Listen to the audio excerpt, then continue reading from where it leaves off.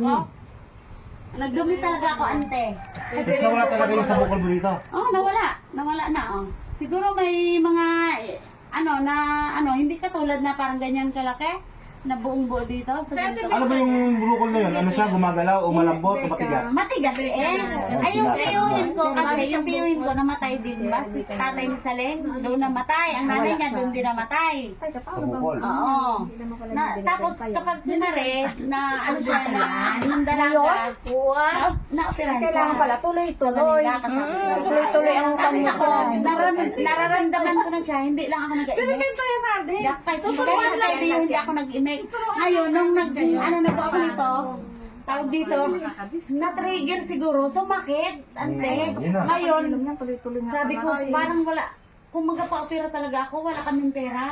Yung bahay kong kunting pundar, mabibinta ko, parang hindi pa ako magagaling sa isip ko lang. Di, nakatake na ako nito siguro. Sabi nyo nga, healing process. Oo, yun. Oo, dati kasi wala naman siyang kirot, nararamdaman ko lang yung bukol.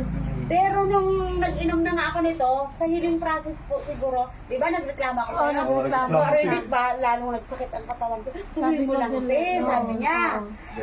Diniridiretso ko nga, di ba, diniridiretso ko siya. Hanggang ngayon nag-inom ako.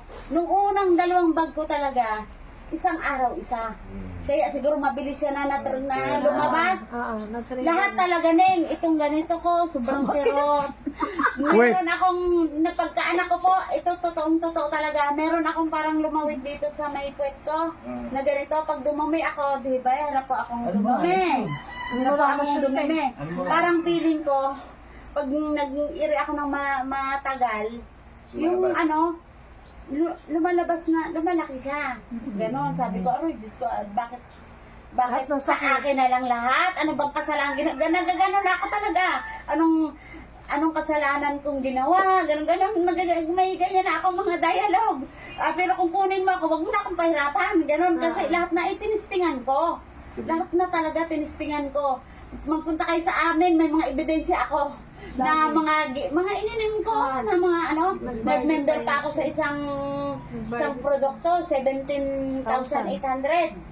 11 na ganito lang yun. 11 ganito lang ha. Pero hindi ako, siguro nung habang nag-inom ako, parang okay naman. Siyempre sa mahal, hindi ko na tinuloy. Ay parang lalo akong lumala. Pero dito talaga po, nakaramdam talaga ako ng ginhawa. Sa unang-una sa paglinay. Kasi 5 araw, 7 araw, siguro po, yun ay lahi na namin. Yung sa, kasi yung lula ko parang doon din namatay. Nanay ko doon namatay.